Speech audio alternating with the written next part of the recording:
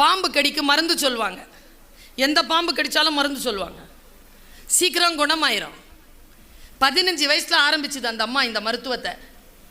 65 வயசு வரைக்கும் பண்ணுச்சு. 50 வருஷம் பாம்புங்கெல்லாம் பார்த்துக்கிட்டே இருந்துச்சு. எதை போட்டாலும் கடித்தாலும் சொல்லிடுது.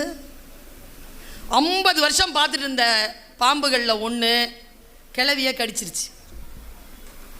கிழவி கீழே கிடக்குது, வாயிலாம் நுர. என்ன ஆச்சு பாட்டி?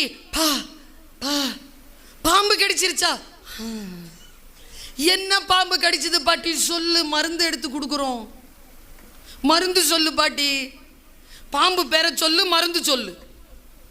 கா கா கட்டு வீரியனா? கண்ணாடி வீரியனா? மருந்து சொல்லு பாட்டி.